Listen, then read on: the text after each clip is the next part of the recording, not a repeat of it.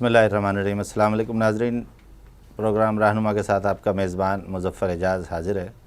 ناظرین، کسی بھی جیتے جاگتے وجود کے لیے شاہ رگ کی اہمیت اس کی زندگی اور اس کی بقا کے لیے بڑی اہمیت رکھتی ہے۔ قومیں اور ملک بھی ایک ایسی چیز ہوتے ہیں کہ ان کی زندگی، ان کے مستقبل اور اس کا دار و مدار کسی نہ کسی چیز پر ہوتا ہے۔ ان کی شاہ رگ بھی کوئی نہ کوئی ہوتی ہے، کسی کی معاشی شاہ رگ، اس کی تجارت ہوتی ہے، کسی کے سمندر ہوتے ہیں، کسی کے میدان ہوتے ہیں، کسی کے پہاڑ ہوتے ہیں، کسی کی زراعت ہوتی ہے۔ پاکستان کی شاہ رگ کے حوالے سے قائد اعظم نے بھی فرمایا کہ پاکستان کی شاہ رگ کشمیر ہے، لیکن افسوس کی بات یہ ہے کہ یہ ایک شاہ رگ 65 برس سے بھارت کے قبضے میں ہے، اور اس قبضے کو چھڑانے کی ہر کوشش بھی ناکام ہوتی ہے۔ پہلے تو وہ قبضہ باہر سے تھا، لیکن اب اس قبضے کو سند دینے کی کوششیں پاکستان کے اندر سے ہونے لگی ہیں۔ یہ بھی عجیب و غریب بات ہے کہ اب 5 فروری کا موقع ہے۔ 5 فروری کے حوالے سے اگر یاد کریں تو 1989 میں 1989 میں پہلی مرتبہ پاکستان میں 5 فروری اپوزیشن کی طرف سے اعلان کیا گیا کہ ہم 5 فروری کو یوم احتجاج منائیں گے، حکومت کی طرف سے نہیں کیا گیا۔ اس کے بعد یقیناً حکومت نے تعطیل کا بھی اعلان کرنا شروع کیا، اور بعد میں آنے والی حکومتیں تعطیل کا اعلان کرنے لگیں۔ اسے بھی اس نے اتفاق کہیں کہ اس وقت بھی پاکستان پیپلز پارٹی کی حکومت تھی، جب محترم قاضی حسین احمد صاحب نے یہ اعلان کیا کہ تمام دینی اور سیاسی جماعتوں کے ساتھ مل کر کہ ہم 5 فروری کو یوم کشمیر منائیں گے۔ ایک مرتبہ پھر 5 فروری سروں پر ہے، احتجاج بھی ہو رہا ہے، آوازیں بھی اٹھ رہی ہیں۔ پاکستان میں اگر آج کل دیکھا جائے تو سب سے توانا آواز جماعت الدعویٰ کی ہے۔ اس حوالے سے جماعت الدعویٰ والوں نے کشمیر کے حوالے سے اپنی آواز کو زندہ رکھا ہے، لوگوں تک اس مسئلے کو پہنچانے کی کوشش کی، اور اسی مناسبت سے اپنے مہمان جناب نوید قمر صاحب جماعت الدعویٰ کراچی کے امیر ہیں، ان کو دعوت دی ہے۔ نوید صاحب خوش آمدید۔ بہت شکریہ۔ اگرچہ یہ بہت سارے لوگوں کو معلوم ہے، لیکن پھر بھی چونکہ ہماری نشریات کو بیرون ملک بھی لوگ دیکھتے ہیں اور وہ دوسرے انداز میں دیکھتے ہیں، تو بنیادی چیز معلوم ہونی چاہیے، مسئلہ کشمیر ہے کیا، جھگڑا کیا ہے؟ بسم اللہ الرحمن الرحیم۔ جب بر صغیر تقسیم ہو رہا تھا تو یہ فیصلہ کیا گیا تھا کہ جو ریاستیں جو ہے وہ مسلمانوں کے ساتھ رہنا چاہیں تو ان کو یہ حق دیا جائے گا، اور ان پر مشتمل ایک آزاد ریاست جو ہے جس کا نام پاکستان ہے وجود میں لائی جائے گی۔ جب پاکستان کا قیام آیا تو کشمیریوں نے مجموعی طور پر یہ فیصلہ کیا کہ ہم پاکستان کے ساتھ رہیں گے، کیونکہ کشمیر میں 90% سے زیادہ آبادی مسلمانوں کی تھی۔ لیکن بھارت نے جیسا جوناگڑھ پر بھی اور مناوا در پر بھی، حیدرآباد پر بھی اپنی فوجوں کو چڑھایا۔ جوناگڑھ کی ریاست پاکستان کے ساتھ 3 مہینے تک رہی ہے۔ وہاں کے نواب نے کروڑوں روپیہ اس وقت قائد اعظم محمد علی جناح کو بطور ڈونیشن دیا، لیکن وہاں پر بھی فوجیں آئیں۔ حیدرآباد 3 دن تک پاکستان کا حصہ رہا ہے۔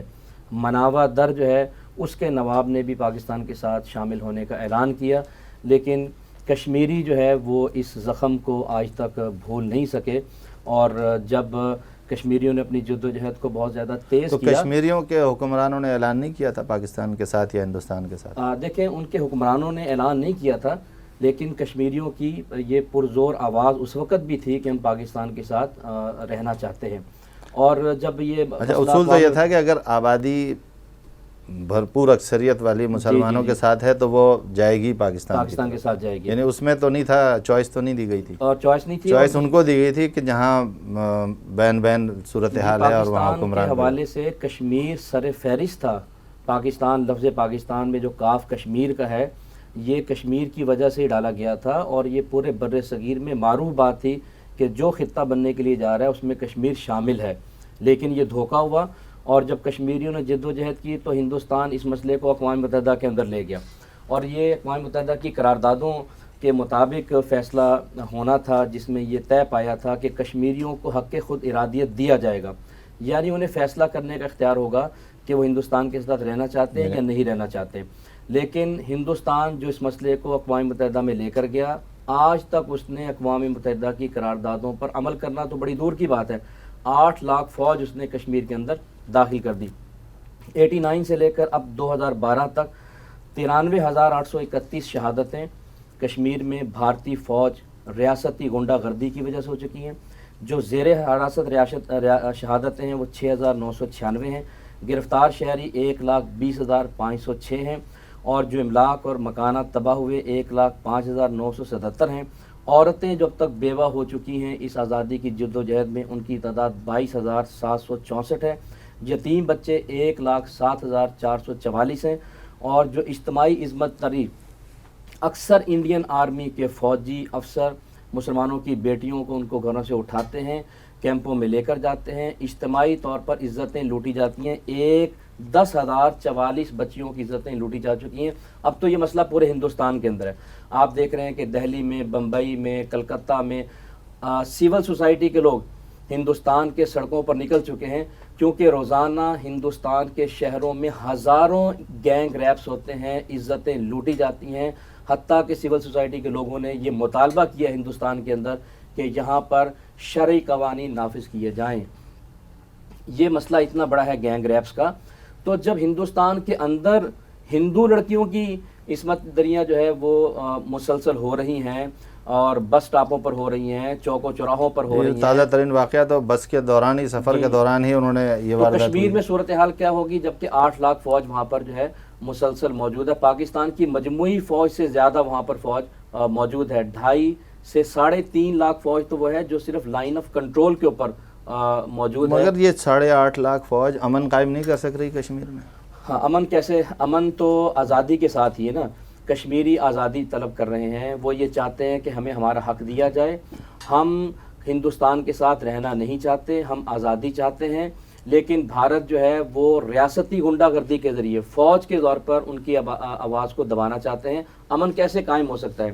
کشمیری فریڈم فائٹرز ہیں، کشمیری آزادی کے ہیرو ہیں، وہ دہشت گرد لوگ نہیں ہیں۔ وہ اپنا حق مانگ رہے ہیں، تسلیم کر رہے ہیں۔ اگر اقوام متحدہ سوڈان کے ٹکڑے کروا سکتا ہے، انڈونیشیا کے ٹکڑے کروا سکتا ہے، پاکستان کے ٹکڑے ہندوستان نے کیے۔ 1971 کا واقعہ ہم بھول نہیں سکتے ہیں کہ جب باقاعدہ ہندوستان کی فوجیں داخل ہوئیں اور انہوں نے پاکستان کے حصے 2 ٹکڑے کر دیے، لیکن جب کشمیریوں کی آزادی کی بات آتی ہے تو پھر جو ہے وہ ہیلے بہانوں کے ساتھ جو ہے وہ اس مسئلے کو دبانے کی کوشش کی جاتی ہے۔ یہ باتیں تو یقیناً ہر پاکستانی بھی جانتا ہے، اور آپ اس سے اتفاق بھی کرتے ہیں لوگ کہ یہ پاکستان کی شارک بھی ہے، یہاں مظالم بھی ہو رہے ہیں۔ پاکستان میں مختلف قسم کی حکومتیں آئی ہیں، 30 سال فوجیوں نے بھی حکومت کی ہے، لیکن تقریباً 28-30 سال غیر فوجیوں نے بھی حکومت کی ہے، جی، لیکن یہ مسئلہ حل نہیں ہوتا۔ نعرہ سب لگاتے ہیں کشمیر ہمارا ہے، مسئلہ انشاءاللہ یہ کیا وجہ ہے؟ دیکھیں، یہ مسئلہ حل ہوگا۔ آزمائشیں بعض اوقات لمبی ہو جاتی ہیں۔ مسئلہ تو یہ نظر ہی نہیں آتا تھا کہ ہندوستان کے اندر بھی ایک پاکستان بنے گا۔ ہندو کہتے تھے کہ یہ ناممکن ہے کہ یہ دھرتی ماتا جو ہے وہ 2 حصوں میں تقسیم ہو جائے۔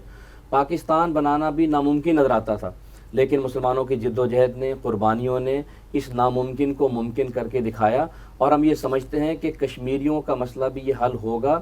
یہ دن دور نہیں ہے، صرف ہمیں ہماری جو حکومتیں ہیں وہ اپنی پالیسی کو تبدیل کریں۔ مشرف دور کے اندر دیکھیں، حکومتیں تو فوجیوں کی آئیں، پیپلز پارٹی کی آئی، مسلم لیگ کی آئی، قاف لیگ ہے، نون لیگ، دونوں کی آئیں، جو صاحب کی لیگ کی آئی۔ ان حکومتوں نے تو کوئی ایسی پالیسی نہیں بنائی، پالیسی شاید بنی ہوئی بھی ہے، جی لیکن کوئی قوت ہے جو انہیں کھینچ لیتی ہے پیچھے، کوئی ایک حد تک جانے نہیں دیتی۔ تو کون لوگ ہوں گے جو ایسی حکومت بنائیں گے کہ پھر ان کو یہ کام کروایا جا سکے؟ دیکھیں، کشمیری مایوس نہیں ہے۔ پچھلے 65 سالوں سے ہم داد دیتے ہیں کشمیریوں کی جد و جہد کو کہ اتنی بڑی استقامت انہوں نے اختیار کی ہے کہ 65 سالوں میں وہ مایوس نہیں ہوئے۔ پاکستان سے آج بھی وہ سری نگر کے چوک میں کھڑے ہو کر سری نگر کے چوک میں پاکستان کا جھنڈا لہراتے ہیں، گولیاں کھاتے ہیں، اور پاکستان سے رشتہ کیا، لا الہ الا اللہ، سید علی گیلانی، آسیہ اندرابی، شبیر شاہ، یاسین ملک، یہ سب وہ لوگ ہیں جو نعرے بلند کرتے ہیں اور کشمیریوں کی آزادی کی بات کرتے ہیں، قربانیاں دیتے ہیں۔ وہ مایوس نہیں ہوئے۔ ہماری حکومتوں نے کیا کیا؟ کشمیری ہم سے گلہ تو کرتے ہیں، وہ یقیناً ہم سے گلہ کرتے ہیں کہ، لیکن ایک طرف وہ پاکستان کے عوام کا شکریہ ادا کرتے ہیں، کیونکہ پاکستان کے عوام نے ہمیشہ حکومتوں کے برعکس اپنی اخلاقی طور پر بھی اور مالی طور پر بھی اور اپنی دعاؤں کے ساتھ بھی جد و جہد کشمیریوں کے ساتھ جو ہے وہ جاری رکھی ہوئی ہے۔ اس بات کا اعتراف پوری کشمیری عوام اللہ کی توفیق سے کرتے ہیں۔ بھائی، یعنی یہ بات شاید بری لگ جائے کسی کو، لیکن مجھے لگتا یہ ہے کہ یہ دکانداری ہے۔ یہ مسئلہ حل ہو گیا تو میری دکان نہیں چلے گی. پاکستان میں حکمرانوں میں کچھ لوگ ہیں, ہندوستان میں بھی حکمرانوں میں کچھ لوگ ہیں, مسئلہ حل ہو گیا تو اسلحے کے ڈھیر ہم کیسے لگائیں گے؟ مسئلہ حل ہو گیا تو پھر ہم کو کون پوچھے گا؟ پھر تو لوگ معاملات دوسرے انداز میں چلیں گے. میری ایک رائے ہے, میں اس پر لکھتا بھی رہا ہوں. ایسا تو نہیں نظر آتا آپ کو کہ یہ دکانداری بن گئی ہے کچھ لوگ؟ نہیں, میں سمجھتا ہوں کہ چونکہ ہمارے ہاں ڈسٹربنس حکومتوں کی بہت زیادہ رہی ہے, ہمارے اپنے بہت سارے مسائل اس طرح کے رہے ہیں, لیکن میں سمجھتا ہوں کہ اس پر یہ دکانداری والی بات نہیں ہے, یہ پاکستان کی بقا کا مسئلہ ہے. پاکستان کشمیر کے بغیر ادھورا ہے اور کشمیر پاکستان کے بغیر ادھورا ہے. آپ کے سارے دریا کشمیر سے آتے ہیں. ہندوستان نے 62 ڈیم وہاں پر بنا کر سندھ کی زمینوں کو, پنجاب کی زمینوں کو بنجر کر دیا ہے. اور جب آپ کے ہاں برسات ہوتی ہے, بارشوں کے دن ہوتے ہیں, آپ کو پانی کی ضرورت نہیں ہوتی, وہ ڈیموں کو کھولتے ہیں اور آپ کے ہاں ہر سال سیلاب آ رہے ہیں, وہ اب آپ کے ساتھ پانی کی جنگ لڑ رہے ہیں. میں یہ سمجھتا ہوں کہ اگر کشمیر کا مسئلہ ہم حل نہیں کریں گے تو پاکستان بنجر ہو جائے گا, پاکستان میں کرائسس پیدا ہو جائیں گے, پاکستان جو ہے وہ بہت ہی مشکلات کا شکار ہو جائے گا. بلکہ دنیا یہ کہہ رہی ہے کہ پاکستان کو ہندوستان سے پانی کے مسئلے پر اگر جنگ لڑنی پڑے تو یہ لڑنی چاہیے. پانی کے مسئلے پر دنیا کے اندر جنگیں ہوں گی, ہم پانی کے بغیر نہیں رہ سکتے. ہم زرعی ملک ہیں اور پانی کا سورس ہمارا پیچھے مقبوضہ کشمیر ہے. اور ہندوستان جو ہے وہ کبھی بھی آپ کو جو ہے وہ آپ دیکھیں کہ اب تو ان کے وزیر داخلہ جو ہے وہ خود بول پڑے ہیں کہ ہندوؤں کے جو ہے وہ بہت سارے ٹریننگ سینٹرز, RSS کے, BJP کے, شیو سینا کے, بجرنگ دل کے بڑے بڑے ٹریننگ سینٹر جو ہے وہ موجود ہیں, اور یہ اپنے ٹریننگ سینٹروں میں غنڈوں کو تیار کر کے مقبوضہ کشمیر بھیجتے ہیں. اور ہمارے پاس ایسے بہت سارے ثبوت موجود ہیں کہ انہوں نے بھارتی فوج کی وردیاں پہنی اور اس کے بعد انہوں نے مسلمانوں کی آبادیوں کو آگ لگائی, مسلمانوں کے املاک کو تباہ کیا اور مسلمانوں کا قتل عام بہت زیادہ انہوں نے کیا. خود بھارت جو ہے صرف اس کی حکومت نہیں بلکہ بھارت کی وہ تنظیمیں جو برسر اقتدار ہیں, BJP جو ہے وہ ایک بہت عرصے سے بھارت کے اندر برسر اقتدار ہے, لیکن اس کے ٹریننگ سینٹروں کے غنڈے جو ہے وہ صرف ہندوستان نہیں بلکہ مقبوضہ کشمیر میں مسلمانوں پر ظلم کر رہے ہیں. یہاں تو ایک اور نقطہ نکلتا ہے پھر. جی, دو باتیں ہیں. ایک تو یہ کہ اس کا مطلب یہ کہ بھارتی فوج نہیں کر رہی, شیو سینا اور بجرنگ دل اور BJP کے لوگ دونوں شامل ہیں, مل کر کر رہے ہیں. دو چیزیں. دوسری یہ کہ اگر جنگ لڑ لی جائے تو بغیر جنگ کے 93,000 لوگ شہید ہو چکے ہیں. نوید صاحب, جنگ ہو جائے تو اتنا آسان تو نہیں ہے جنگ ہونا. دیکھیں, بات یہ ہے کہ آخر کشمیری بھی پچھلے 65 سالوں سے حالت جنگ میں ہیں, اور یہ 2010 کی تحریک جو ابھی شروع ہوئی تھی اس میں 117 دن مقبوضہ کشمیر کے اندر ہڑتال رہی ہے, اور جس میں تقریباً 7-8 سال کے بچوں سے لے کے 15 سال کے بچوں کو گولیوں کا نشانہ بنایا. وہ جو سٹون پیلنگ تحریک تھی جس میں سارے کشمیری عوام سڑکوں پر نکل آئے تھے کہ ہم پتھروں کے ساتھ بھی لڑیں گے, اور انہوں نے واقعتاً پتھروں کے ساتھ ان کے ٹینکوں پر, توپوں پر باقاعدہ مقابلے کیے, پتھروں کے ساتھ فوجیوں کے. اگر مقبوضہ کشمیر کے لوگ صرف پتھروں کے ساتھ بھارتی فوج کا مقابلہ کر سکتے ہیں تو ہم ان کی مدد کیوں نہیں کر سکتے؟ ہمیں یہ مدد اخلاقی طور پر کیسے کریں گے؟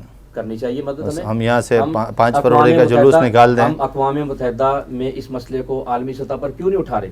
ہم تو نہیں اٹھا سکتے نا. ہندوستان کو پسندیدہ قوم کا درجہ دینے کے مطلب لیے یہ کہ ہم اور آپ اور پاکستانی قوم تو یہ کام نہیں کر سکتی. یہ تو وہ لوگ کریں گے جو اسلام آباد میں بیٹھے ہیں. اسلام آباد میں بیٹھنے والوں کی ترجیحات یہ نہیں ہیں. دیکھیں, بات یہ ہے کہ اسلام آباد والوں پر دباؤ ڈالنا ہماری ذمہ داری بنتی ہے. یعنی یا تو آپ ترجیحات بدلیں یا افراد بدلیں, نہیں, دیکھیں دونوں میں سے ایک صورت کرنی پڑے گی. دیکھیں, بات یہ ہے کہ ہم حکومتوں پر ہم دباؤ ڈالیں, اور دباؤ ڈالنے کے ساتھ ساتھ ہم ایسی پلاننگ کریں کہ جس کے ساتھ کشمیریوں کی آواز دنیا کے اندر اٹھے, اور واقعتاً ایک مضبوط فورم کو لے کر کھڑے ہوں. ہندوستان جو اپنے آپ کو شائننگ انڈیا کہتا ہے, اپنی اکانومی اور اپنی جو ہے وہ اس کو دنیا کے اندر ظاہر کرتا ہے, ہندوستان کا چہرہ بے نقاب کرنے کی ضرورت ہے. یہ ہندوستان جو ہے صرف مسلمان نہیں بلکہ وہاں کے ہندو دلت بھی جو ہیں وہ ہندوستان کے اندر پریشان ہیں. جی. اور ہندوستان نے ہمیشہ پاکستان کے ساتھ وعدوں کی خلاف ورزی کی ہے, کوئی وعدہ اس نے نبھایا نہیں ہے. اگر ہم دیکھیں نا, آپ کی کرکٹ ٹیم ہندوستان میں جاتی ہے, اس کو واپس بھجوا دیا جاتا ہے.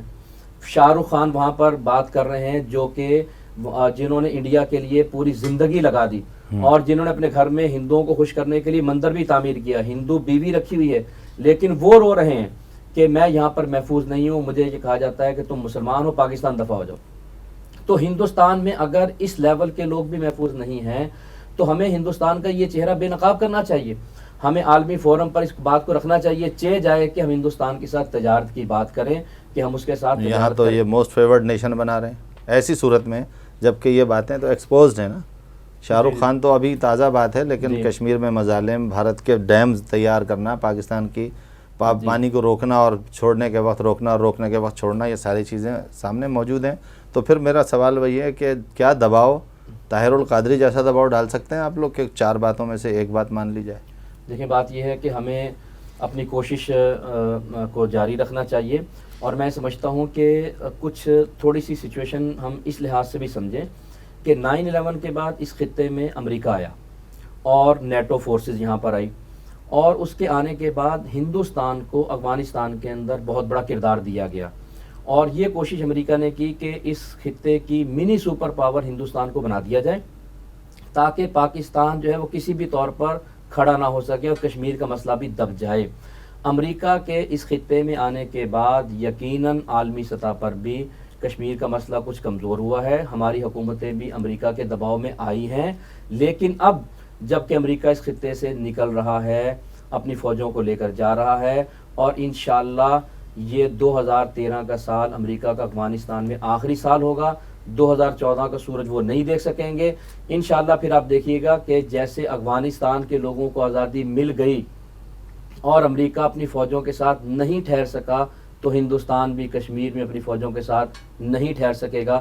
اب کشمیر کی آزادی کی تحریک کو کھڑا کرنے کا وقت یہ بالکل وہی بات ہے جب افغانستان سے روسی افواج جا رہی تھیں اور یہ شعر بڑا مشہور ہوا تھا، روس نے بازی ہاری ہے، اب کشمیر کی باری ہے. جی تو کشمیر کی باری ضرور آئی لیکن کچھ ہوا نہیں. بہت کچھ ہوا. کشمیر تو وہیں کا وہیں رہا، لوگ مظالم بھی بڑھ گئے، افواج کی تعداد بھی بڑھ گئی. اب تو پتہ نہیں کتنے ہیومن رائٹس واچ وغیرہ سب بیٹھے ہیں، لیکن پھر بھی وہ اپنا کام کر رہے ہیں. نہیں مظفر صاحب، ایسی بات نہیں ہے. جب روشیا یہاں پر گیا ہے تو اس سے پہلے جو کشمیریوں کی آزادی کی تحریک تھی وہ صرف نعرے لگانے کی حد تک تھی، لیکن ہم نے دیکھا کہ اس کے بعد کشمیری واقعتاً عملاً جد و جہد کے اندر کھڑے ہو گئے، ان کے حوصلے بڑے بلند ہوئے. بلکہ ایک وقت تو یہ بھی آیا کہ ہندوستان کے رائٹرز نے یہ اور میڈیا نے کہنا شروع کر دیا تھا کہ کشمیر ان کے ہاتھ سے نکل رہا ہے. یہ لمحے کئی بار اس طرح کے آئے ہیں، اور ہم سمجھتے ہیں کہ امریکہ کے اس خطے سے نکلنے کے بعد کشمیریوں کی آزادی کا وقت قریب آ گیا ہے. اگر افغانستان پر قبضہ امریکہ برقرار نہیں رکھ سکا ساری دنیا کی فوجوں کو ملا کر، تو کشمیریوں پر بھی قبضہ ہندوستان نہیں رکھ سکے گا، اور اگر رکھنے کی کوشش کرے گا تو بہت بڑی قیمت ہندوستان کو چکانی پڑے گی، اور وہ یہ نہیں چکا سکے. یہ بالکل آپ نے بجا فرمایا کہ ہندوستان جب روس جیسی سپر پاور، امریکہ جیسی سپر پاور افغانستان پہ قبضہ برقرار نہیں رکھ سکے، لیکن اس قبضہ چھڑانے کے کچھ عوامل تھے، کچھ ایسی چیزیں تھیں جس کی وجہ سے وہ، یعنی جب روس کے خلاف جدوجہد شروع ہوئی تو 4 سال تو امریکہ کہیں نہیں تھا. 4 سال بعد تو امریکہ میں یہ بات بحث شروع ہوئی کہ یہ جنگ لڑی جا سکتی ہے. پھر 5 سال کے بعد جا کے انہوں نے کہا یہ جیتی جا سکتی ہے. لیکن 4-5 سال تک تو انہوں نے اس جنگ کے لڑنے کا سوال ہی نہیں، شاید وہ واک اوور جسے کہتے ہیں کہ اب یہ پہنچا اور ہم اس کے آگے کی پلاننگ کر رہے تھے. یہ تو کچھ قوتیں تھیں وہاں اندر موجود. تو کیا کشمیر کے اندر موجود قوتیں اتنی مضبوط ہیں کہ بھارت کو اس طرح ناکو چنے چپوا دیں، یا صرف بس انریسٹ پیدا کرتے رہیں اور کچھ نہیں کریں؟ بالکل انشاءاللہ اس وقت کشمیری نوجوان، میں یہ بات پورے یقین کے ساتھ کہہ سکتا ہوں الحمدللہ، کشمیری نوجوان اس وقت جو ہے بھرپور قربانیاں دینے کے لیے تیار ہیں. باقاعدہ بھارتی فوج کا مقابلہ کر رہے ہیں، اپنے علاقوں کا دفاع کر رہے ہیں. میں نے جیسا عرض کیا کہ انہوں نے صرف پتھروں کے ساتھ بھارتی فوج کو بہت سارے علاقوں سے بھگایا ہے اور نکالا ہے. کشمیریوں کے اندر پوٹینشل بہت زیادہ ہے، ان میں صلاحیت بہت زیادہ ہے. پاکستان کے لوگوں کو ان کے ساتھ کھڑا ہونے کی ضرورت ہے. کشمیری حوصلہ ہارنے والے لوگ نہیں ہیں، اور ان کے اندر اتنی قوت ہے کہ یہ 8 لاکھ فوج کو وہاں سے بھگا دیں. امریکہ اس خطے سے نکل رہا ہے تو اب کشمیریوں کو اب دیکھیے گا. اب دیکھیں نا، اب یہ آسیہ اندرابی کی میں بات کرتا ہوں کہ ان کے شوہر پچھلے 20 سال سے جو ہے وہ جیل کے اندر موجود ہیں، اور بھارت نے نیا قانون یہ بنایا کہ کوئی بھی جو کشمیری رہنما ہے، جو کشمیری گرفتار ہیں، وہ جب تک ان کی لاش نہیں آئے گی ان پر جو ہے وہ ان کی جیل ختم نہیں ہو سکتی ہے. لیکن آپ اس خاتون کو دیکھیے کہ صرف یہ اکیلی خاتون نہیں ہے، بلکہ فریدہ آپا جی جو ہے وہ بھی، ان کی بھی تحریک موجود ہے. تو ان خواتین نے، ان کے شوہر جیلوں کے اندر موجود ہیں، ان کے بچے جوان ہوئے اس تحریک کے اندر، اور یہ اس کے باوجود اس تحریک کو چھوڑنے کے لیے تیار نہیں ہیں۔ آپ ان بوڑھے بزرگوں کو دیکھیے، سید علی گیلانی صاحب کو، کہ جو بالکل آخری اس پر اسٹیج پر موجود ہے، لیکن ان کے حوصلے کتنے پہاڑ جیسے بلند ہیں۔ وہ ایک کال کرتے ہیں تو پورا مقبوضہ کشمیر بند ہو جاتا ہے، اور ایک اشارے پر جو ہے وہ کیلنڈر جاری کرتے ہیں، آج طلبہ ہڑتال کریں گے، آج وکلا ہڑتال کریں گے، آج تاجر ہڑتال کریں گے، آج خواتین، اور وہ کیلنڈر وہاں کا ویلڈ کیلنڈر، اور وہ کیلنڈر وہاں پر چلتا ہے۔ تو میں سمجھتا ہوں کہ وہاں پر عملاً ہندوستان کی حکومت آہستہ آہستہ ختم ہوتی چلی جا رہی ہے۔ صرف آج کے دور میں صرف فوجی غنڈہ گردی کے ساتھ علاقوں پہ قبضے نہیں رکھے جا سکتے، بالآخر ہندوستان کو بیٹھنا پڑے گا۔ ایک چیز اور ہے، کشمیریوں کو سب سے زیادہ حوصلہ پاکستانی عوام سے ملتا ہے، جی جی، ہمیشہ ملا ہے۔ جی جی، تو بھارت نے حکمرانوں پر تو قبضے کر لیے، دباؤ ڈال لیا، جی عوام کے اندر پینیٹریٹ کرنے کے لیے اس نے میڈیا کا راستہ اختیار کیا، جی، اب معیشت کا راستہ بھی اختیار کر لیا کہ جناب ہمارے ساتھ تجارت کرو، بڑا فائدہ، اور ہمارے کچھ لوگ اس غلط فہمی میں بھی ہیں جی، کہ بھارت سے تجارت میں بڑا منافع ہوگا۔ تو میڈیا وار کے حوالے سے کہ ان کے ڈرامے، ان کی چیزیں، ان کے کارٹون، ان کارٹونوں کی ڈبنگ بھی انہی کی زبان میں، انہی کے، تو ان چیزوں کا کوئی توڑ، اس کی کوئی تیاری کہیں موجود؟ دیکھیں بات یہ ہے کہ اس حوالے سے ہندوستان نے، حقیقت ہے کہ بہت زیادہ کام کیا ہے، اس میں کوئی شک نہیں۔ اس نے اپنے ایک حصے کو بچانے کے لیے پوری توانائیاں، صلاحیتیں لگا دی ہیں، اپنا میڈیا بھی لگایا ہے، سیاستدان بھی لگائے ہیں، فوجیں بھی لگائی ہیں، اپنی اکانومی بھی لگائی ہے، اس میں کوئی شک نہیں ہے۔ اور صرف یہ نہیں ہے بلکہ ہندوستان جو ہے بلوچستان کے اندر بھی دہشت گردی کے اندر ملوث ہے، آپ کے کراچی کے اندر بھی بہت سارے معاملات میں، ٹارگٹ کلنگ میں، بم دھماکوں میں، پاکستان کے وزیر داخلہ رحمان ملک صاحب نے کئی بار اس کی طرف اشارہ کیا ہے کہ بیرونی قوتیں اور خاص طور پر ہندوستان اس میں ملوث ہے، شریک ہے۔ تو بات دراصل یہ ہے کہ ہندوستان نے تو پورا زور لگایا ہے، اب ہماری ذمہ داری بنتی ہے کہ ہم بھی پوری قوت کے ساتھ کھڑے ہوں۔ انشاءاللہ اللہ کی توفیق سے جو ہے اگر ہم کھڑے ہوں تو وہ دن دور نہیں ہے کہ جب ان کو آزادی نہ مل سکے، اور حکومتیں آنے جانے والی چیزیں ہیں۔ جن لوگوں نے کشمیریوں سے غداریاں کی ہیں وہ پاکستان میں حکومتیں نہیں کر سکیں گے۔ میرا سوال یہ کہ میڈیا کے ذریعے وہ پینیٹریٹ کر گئے، جی جی، اب اس میڈیا کے مقابلے کا میڈیا بنانے میں تو وقت لگے گا، انہوں نے تو برسوں پلاننگ کی ہے۔ جی جی، ہمارے پاس ایسے ویورز ہیں، ایسے لوگ ہیں جن کے گھروں میں یہ چیز پہنچ رہی ہے، تو وہ کیوں نہیں کھڑے ہو کے وہاں پر یہ آواز اٹھاتے کہ آپ اپنے ٹی وی پر انڈین ڈرامے بند کریں، اپنے ٹی وی سے یہ چیزیں ہٹائیں، پاکستانی ٹی وی ہیں، چینل کے پیسے ہم سے لیتے ہیں، جی جی، ٹیکس ہم دیتے ہیں، اور دکھاتے آپ وہ چیز ہیں۔ انڈین فلم کے لیے رائٹس کا جھگڑا ہوتا ہے کہ وہ نہیں دکھائے گا تو ہم دکھائیں گے، اور فلاں دکھا رہا ہے تو اس کو جائز نہیں ہے اور ہمیں جائز ہے، تو ان کو روکنے کے لیے بھی تو ایک فضا بنانے کی ضرورت ہے۔ کچھ لوگ ہیں جو پاکستانی نسلوں کو تباہ کر رہے ہیں، اور انڈین میڈیا کے ذریعے چند پیسوں کی خاطر ہمارے گھروں میں ہمارے ایمان کو تباہ کر رہے ہیں، ہمارے بچوں کو جو ہے وہ تباہ کر رہے ہیں۔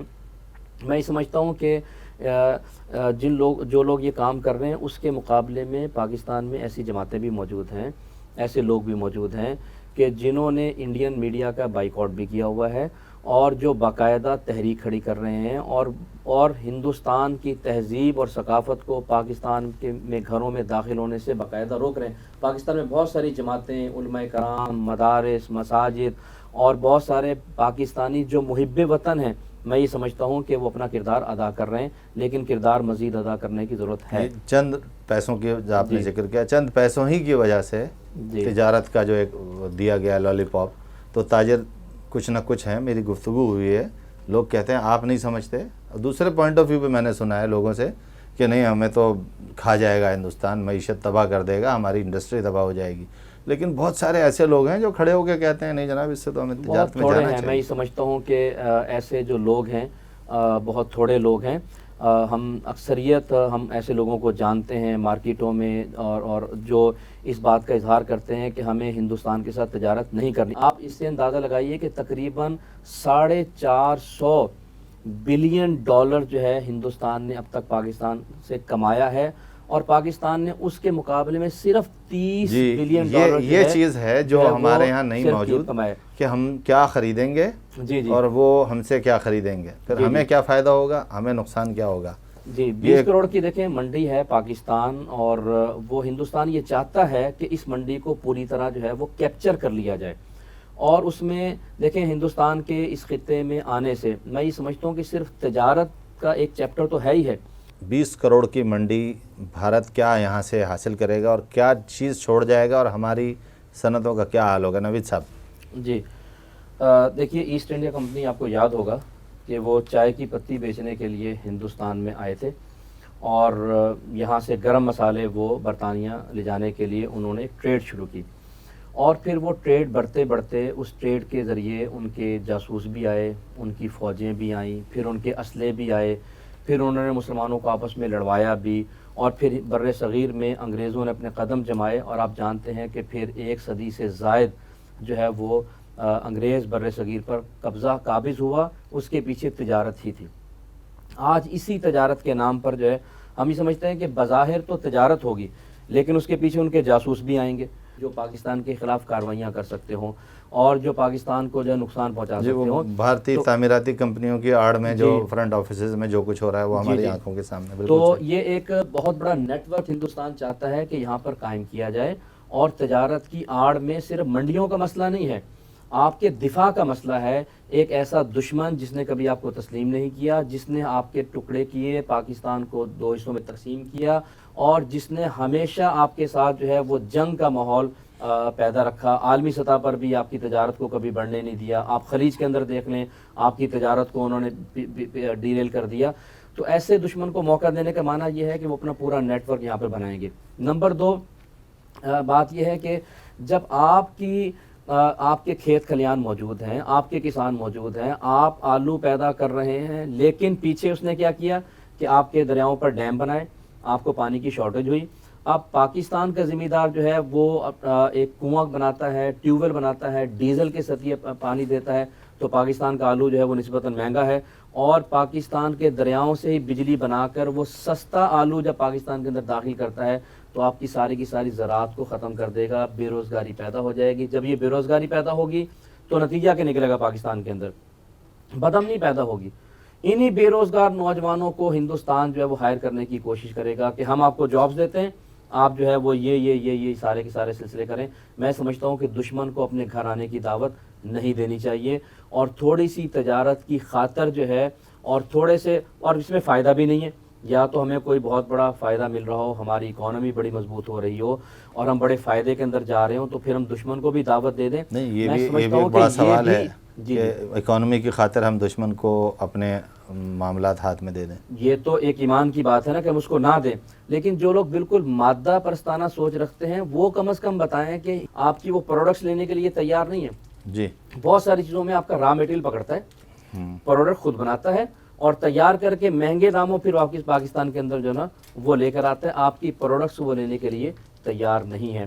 تو میں سمجھتا ہوں کہ اس سازش کو سمجھنا چاہیے. ویسے تو خیر وہ جو LOC لائن کے اوپر جو کچھ جھڑپیں ہوئی ہیں اور انہوں نے کہا کہ جی پاکستان کی فوج نے ہم سے جو ہے وہ جھڑپیں وغیرہ کی ہیں, حالانکہ بھارتی فوج آئے دن, میں نے خود LOC لائن کے قریب بہت سارے علاقوں کا دورہ کیا, تقریباً ہر دوسرے گھر میں میں نے اپنی آنکھوں سے دیکھا بھارتی فوج کے گولے گرے ہوئے, وہاں پہ معذور بچے اور وہاں پر جو ہے وہ شہید لوگوں کی قبریں.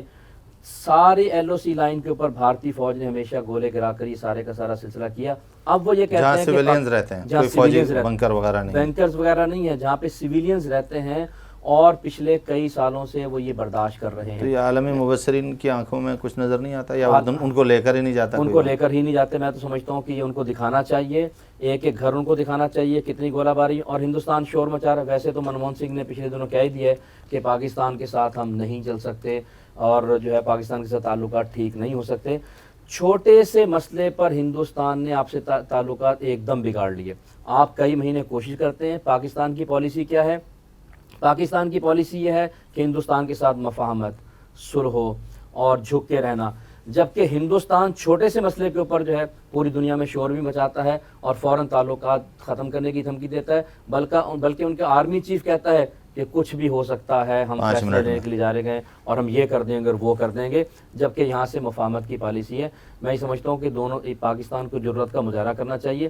ہندوستان پاکستان سے طاقتور نہیں ہے انشاءاللہ, اور اگر یہ ہمت اور جرأت کریں تو ہندوستان جو ہے وہ بیک فٹ پر جا سکتا یہ ہے۔ آپ کیسے کہہ سکتے ہیں طاقتور نہیں؟ ابھی آپ کاغذ اٹھائیں، فوج کی تعداد دیکھیں، اسلحے کی تعداد دیکھیں، گولہ بارود کی تعداد دیکھیں، جی۔ دنیا کی طاقتوں کی اس کی بیکنگ پہ دیکھیں، تو آپ تو یہ نہیں کہہ سکتے۔ ہاں یہ نہیں کہہ سکتے، لیکن افغانستان نے ثابت کر دیا ہے کہ یہ سارے فارمولے غلط ہیں، اور وہاں پر نہتے لوگ اگر سپر طاقتوں سے ٹکرا سکتے ہیں، مقابلے کر سکتے ہیں۔ آج کل جنگ گولہ بارود کی نہیں ہے، دونوں طرف سے ٹینکوں اور اسلحے کی نہیں ہے، جنگ کس بات کی ہے کہ آپ میں حوصلہ ہے کہ نہیں ہے۔ گولہ بارود تو دنیا میں سب سے زیادہ امریکن فوج کے پاس ہے، لیکن ان کے فوجیوں کے پاس لڑنے کا حوصلہ نہیں تھا۔ ان کے فوجی نفسیاتی ہسپتالوں کے اندر داخل ہو چکے ہیں، موت سے ڈرتے ہیں۔ یہ ایمان کی طاقت اللہ تعالیٰ نے پاکستان کے لوگوں کو دی ہے، اور اس ایمان کی طاقت کی بنیاد پر ہم تو وہ لوگ ہیں جو پیٹوں پر پتھر باندھا کرتے تھے، ہم وہ لوگ ہیں کہ ہمارے پاس کھانے کو کچھ نہیں ہوتا تھا، لیکن ہم دنیا کی طاقتوں کے درباروں میں کھڑے ہو کر جو ہے ہم اللہ تعالیٰ کے پیغام کو دیا کرتے تھے، حق انصاف کی بات کیا کرتے تھے۔ اور صرف مسلمان نہیں، ہم وہ لوگ ہیں کہ اگر ایک عیسائی لڑکی کی عزت بھی اس پر ہاتھ ڈالا جاتا تھا تو مسلمان اس کی عزت بچانے کے لیے نکلتے تھے، اور میں سمجھتا ہوں کہ آج بھی ہمیں اس کردار کو ادا کرنا چاہیے۔ اگر اوباما کی بیٹی جو ہے اس پر بھی اگر کوئی ظلم کرنے کی کوشش کرے تو مسلمانوں میں ایسے لوگ ہونے چاہیے جو یہ کہیں کہ ہم اوباما کی بیٹی کی عزت کا دفاع بھی کریں گے، آخر وہ ایک انسان ہے۔ یہ آپ کو کردار دنیا کے اندر پیش کرنا چاہیے، اور انشاءاللہ یہ جو ہم نے بات کی، حافظ سعید صاحب نے بات کی کہ شاہ رخ جو ہے اس کو انہوں نے پیشکش کر دی کہ پاکستان آ جائے۔ میں کہتا ہوں کہ اس کے لیے اس کے خلاف نہیں جائے گا کہ یہ تو جماعت الدعوہ ویسے ہی ان کے سروں پہ سوار ہے، خلاف نہیں جائے گا، حافظ سعید صاحب ان کے خلاف سروں پہ نہیں جائے سوار گا۔ ہے۔ اب جو ہے وہ ہندوستان کے مسلمانوں کو بڑا حوصلہ ملا ہے کہ آخر کچھ لوگ تو ہیں کہ ہمارے اگر ہم پر ظلم ہوتا ہے تو ہمارے حق میں کھڑے ہونے کی بات کر رہے ہیں، ہمارے حق میں کھڑے ہونے کی بات کر رہے ہیں۔ یہ کردار ہمیں اپنانا چاہیے۔ یہ اسی کردار نے ان کو حوصلہ دیا کشمیر لیکن میں۔ آپ یہ دیکھیے کہ ایک عیسائی جو ہے دنیا کے اندر، اگر پاکستان کے اندر ایک عیسائی جو ہے اگر وہ اس پر کوئی چھوٹا موٹا الزام آتا ہے تو اس کو اٹھا کر جو ہے وہ جرمنی لے جاتے ہیں، اور لے جاتے ہیں، اور جو ہے وہ سارا کا سارا سلسلہ کیا جاتا ہے۔ تو ہمیں مسلمانوں کے دفاع کی بات ہمت کے ساتھ کرنی چاہیے، اور انشاءاللہ یہ اس میں آپ یہ مت سمجھیں کہ آپ کمزور ہیں۔ ایمان والے کبھی بھی کمزور نہیں ہوا کرتے، بے شک۔ اور جب ایمان کی طاقت کھڑی ہوتی ہے تو پھر باطل کی بڑی بڑی قوتیں جو ہیں وہ بہہ جاتی ہیں، وہ میدانوں میں کھڑی نہیں ہوتی۔ ہم نے تاریخ میں بھی دیکھا ہے، اور آج بھی افغانستان کی تاریخ نے اس بات کو ثابت کر دیا ہے۔ امریکہ شکست کھا چکا ہے، مسلمان فاتح ہیں، بلکہ مسلمان نہیں، میں اگر آپ کے توسط سے یہ بات دنیا بھر میں کہنا چاہوں کہ پاکستان فاتح ہے، تو یہ کوئی ایسی بات نہیں ہے، یہ فتح پاکستان کی فتح ہے۔ یہ پاکستان کی فتح سے مراد یہ ہے کہ جنرل مشرف کی، آصف زرداری صاحب کی، گیلانی صاحب کی، یا پرویز اشرف صاحب کی ہے فتح؟ چلیں ان کو بھی تھوڑا سا حصہ دے دیں آپ۔ مطلب پاکستان تو وہ لوگ ہیں نا، ہم تو یہی سمجھتے ہیں پاکستان تو وہ لوگ ہیں، آپ اور ہم کہاں پاکستان نہیں، ہیں؟ ہم پاکستان ہیں انشاءاللہ، ایسی بات نہیں ہے۔ تو پھر یہ پاکستانی عوام کی اور قوم کی فتح ہے، قوم کی فتح ہے انشاءاللہ، اور امریکہ یہ چاہتا یعنی ہے پاکستان ایز اے نیشن آپ کہنا چاہ رہے ہیں، اس قوم کی، پاکستان کی فتح ہے کہ اس نے 2 سپر پاورز کو 35 سال کے عرصے میں ایک جگہ ہی سرنگوں کر دیا۔ الحمدللہ یہ ہماری فتح ہے، اور اس فتح کی خوشخبری دنیا میں نہ جائے اسی لیے کراچی کے حالات خراب کرنے کی کوشش ہو رہی ہے، لیکن میں سمجھتا ہوں کہ یہ وقتی عارضی باتیں ہیں۔ اس فتح کی خوشخبریاں جائیں گی، اور اس سے کشمیری بھی حوصلہ پکڑیں گے اور ہندوستان کے مسلمان بھی ہمت پکڑیں گے انشاءاللہ۔ ایک چیز 1989 میں قاضی حسین احمد نے 5 فروری کی بات کی، جی یاد آ رہے ہوں گے؟ جی، بہت ہماری تو ان سے بڑی حافظ سعید صاحب کے ساتھ تو گزشتہ دنوں میں ان کی بہت زیادہ وہ رہی، آج وہ توانا آواز ہوتی تو شاید لوگ محسوس کرتے ہیں، تو اس کمی کو پورا کرنے کے لیے بھی کوئی انتظامات کہ اس آواز کو کسی طرح پہنچایا جائے کہ وہ آواز اس کے تیار کردہ لوگ، اس کے سب مل کے میں سمجھتا ہوں کہ میں اور آپ ہم سب قاضی حسین احمد بنے، انشاءاللہ یہ ایک آواز نہیں ہے، انشاءاللہ کروڑوں آوازیں بلند ہوں گی انشاءاللہ۔ بہت شکریہ نوید صاحب۔ ناظرین، نوید قمر صاحب سے ہم نے بات کی کشمیر کی، کشمیر کا مسئلہ کیا ہے، مسئلہ حل کیوں نہیں ہوتا، رکاوٹ کون ہے، اور آخری بات جو انہوں نے کی کہ افغانستان سے امریکہ جا رہا ہے اور یہ پاکستان کی، پاکستانی قوم کی فتح ہے۔ قاضی حسین احمد چلے گئے، ان کی آواز توانا ہے، اس آواز کو ہم سب مل کر نکالیں، ہماری آواز کروڑوں میں تبدیل ہوگی، کشمیر ضرور آزاد ہوگا۔ اسی پیغام کے ساتھ اپنے میزبان مظفر اعجاز کو اجازت دیجیے۔ السلام علیکم۔